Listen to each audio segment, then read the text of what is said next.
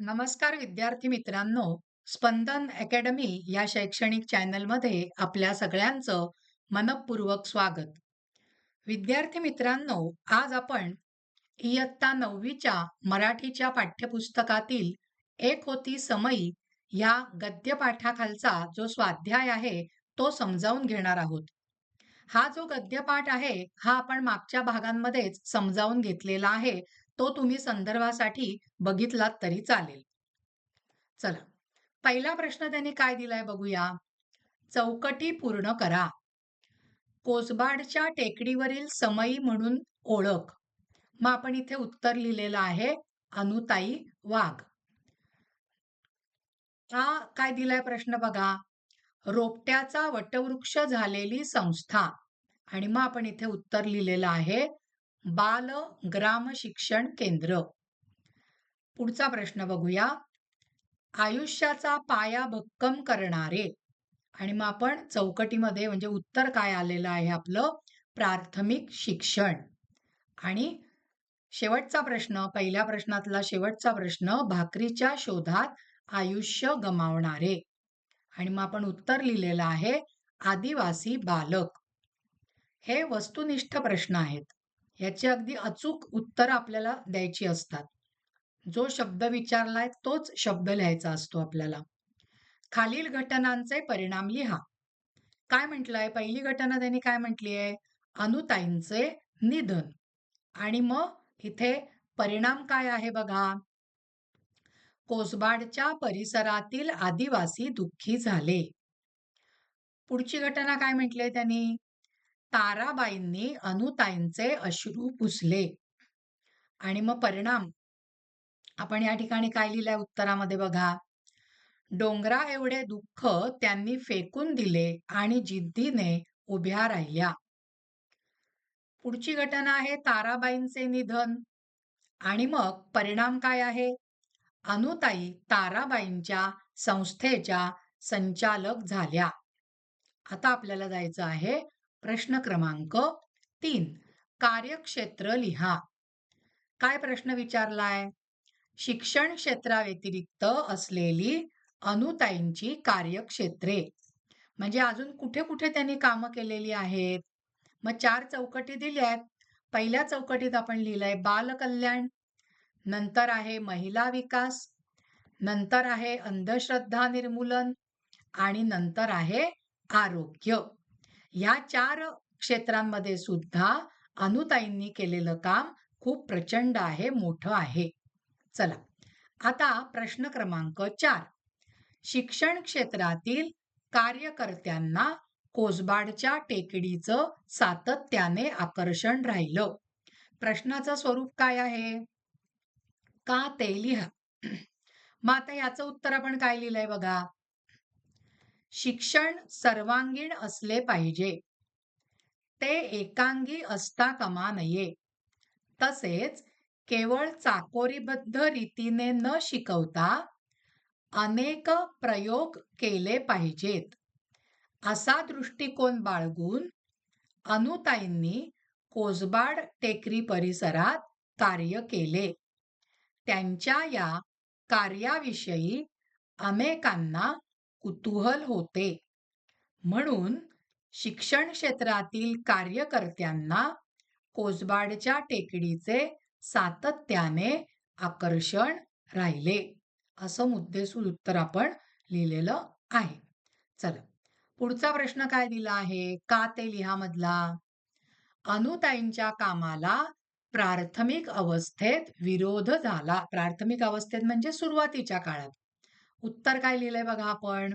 अनुताईंच्या कामाला प्राथमिक अवस्थेत विरोध झाला. त्यामागे रूढी, परंपरा, अज्ञान व अंधश्रद्धा ही प्रमुख कारणे होती. प्रचंड अज्ञानामुळे लोकांना स्वतंत्र बुद्धीने विचार करता येत नाही. त्यामुळे ते अंधश्रद्धेने ग्रासलेले असतात. त्यांना नवीन सुधारणा नको असतात. सुधारणांमुळे आपले नुकसान होईल अशी त्यांना भीती वाटते. म्हणून ते शिक्षणाला विरोध करतात. अगदी मोजकं मुद्देसूद उत्तर आपण लिहिलेलं आहे. प्रश्न क्रमांक 5. खालील शब्दांमधील कल्पना स्पष्ट करा. पहिलं त्यांनी दिलंय भातुकलीचा खेळ. मग आपण काय लिहिलंय बघा उत्तरात. लहान मुलांचा, विशेषतः मुलींचा खेळ, भातुकलीचा खेळ म्हणजे, बरोबर आहे की नाही. यात खोटा खोटा संसार उभारला जातो. संसारोपयोगी चिमुकली भांडी आणली जातात. प्रत्यक्ष संसारात मोठी माणसे जशी वावरतात त्याचे अनुकरण करीत खेळ मांडला जातो. भाऊला भाऊलीचे लग्नही लावले जाते. थोडक्यात भातुकलीचा खेळ म्हणजे खोटा खोटा आभासमय संसार. आता पुढची कोणती कल्पना आहे बघा. ज्ञानयज्ञ. यज्ञ म्हणजे विधिपूर्वक अग्नी प्रदीप्त केला जातो आणि त्यात आपल्या जवळच्या पदार्थांची आहुती दिली जाते. अग्नी ती आहुती देवांपर्यंत पोहोचवतो अशी श्रद्धा आहे. अनुताईंनी शिक्षण प्रसाराचे काम सुरू केले. त्या कामात त्यांनी आपले सर्वस्व ओतले. यज्ञात आहुती देतात तशी अनुताईंनी स्वतःच्या जीवनाची आहुती दिली, म्हणून त्यांचे कार्य म्हणजे ज्ञान यज्ञ होय. ही आपण संकल्पना स्पष्ट केली. पुढचा प्रश्न बघूया. पुढचा प्रश्न त्यांनी दिलेला आहे संकल्पनेसाठी ज्ञानगंगा. बघा आपण उत्तर काय लिहिलंय. गंगा नदी पवित्र मानली जाते.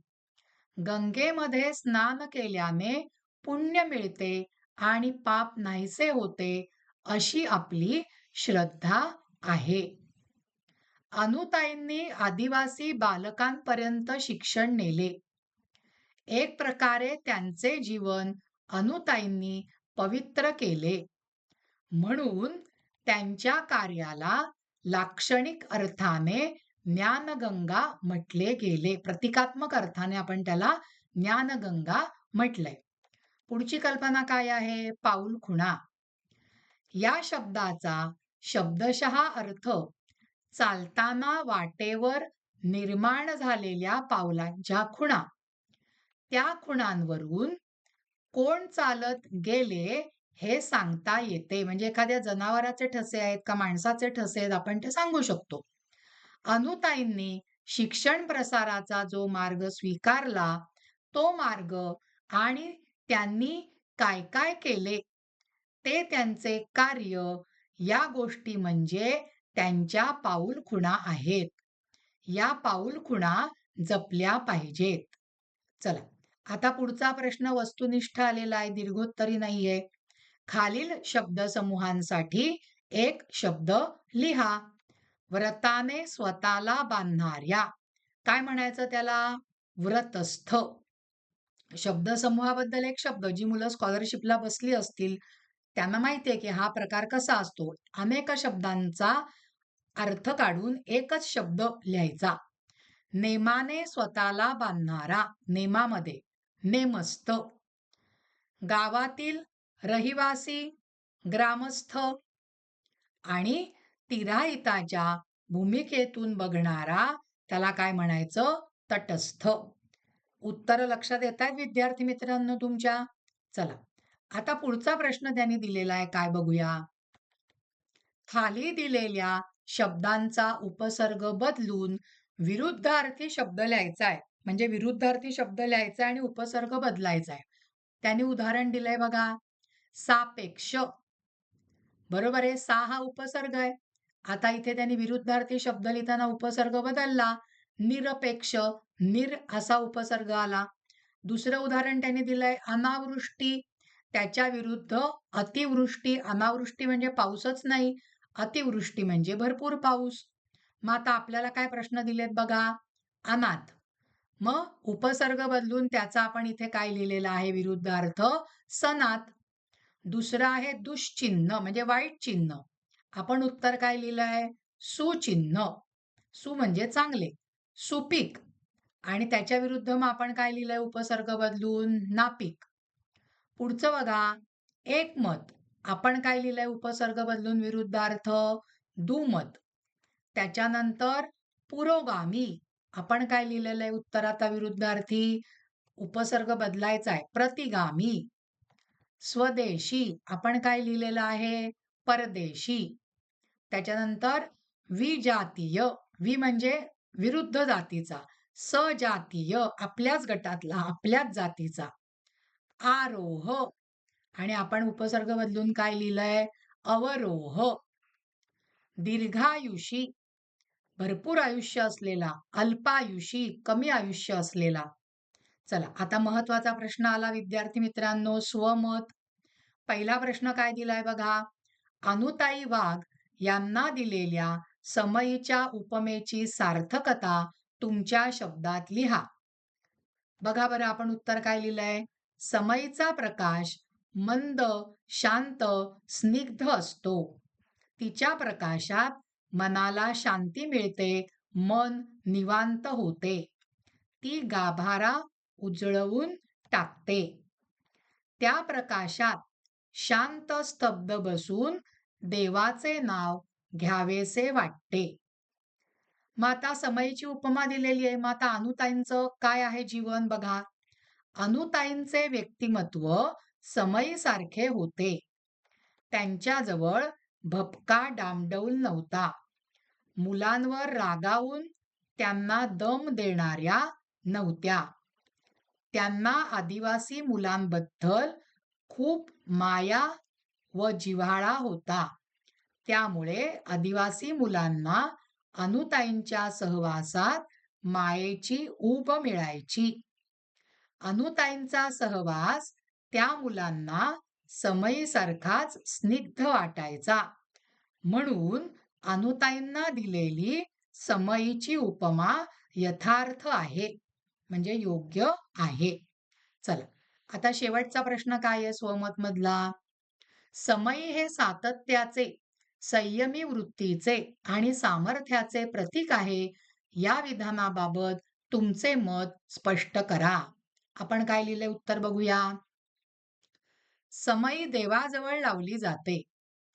देवाजवळची गाभाऱ्यातली समयी सतत तेवती राहावी याची काळजी घेतली जाते. म्हणून सतत तेवणारी ती समयी. समयीमध्येच सातत्य सामावले आहे. समयी संपूर्ण घर किंवा संपूर्ण परिसर उजळून टाकण्याची ईर्ष्या बाळगत नाही. ती फक्त देवघर किंवा मंदिरातला गाभारा उजळते. तिचा मंद प्रकाश डोळ्यांना मनाला शांत करणारा असतो. मर्यादित प्रमाणात राहावे ही जणू तिची वृत्तीच असते. म्हणून ती संयमी वाटते. समयीच्या प्रकाशात असलेला परिसर उच्च उदात्त भावनेने भारलेला असतो. ही भावना माणसाला फार मोठे समाधान देते. असे समाधान देता येणे हे समयीचे सामर्थ्य आहे. म्हणजे समयीतलं सातत्य, तिची संयमी वृत्ती, तिचं सामर्थ्य हे सगळं आपण अगदी थोडक्यामध्ये या उत्तरामध्ये नमूद केलेलं आहे. तर विद्यार्थी मित्रांनो आज आपण एक होती समयी या गद्यपाठाखालचा जो स्वाध्याय आहे तो समजावून घेतला. तुम्हाला जर का हा भाग आवडला असेल तर ह्या भागाला लाईक करा, ह्या भागाला शेअर करा आणि स्पंदन अकॅडमी या शैक्षणिक चॅनलला अजूनपर्यंत सबस्क्राईब केलं नसेल तर लगेचच सबस्क्राईब करा. धन्यवाद विद्यार्थी मित्रांनो.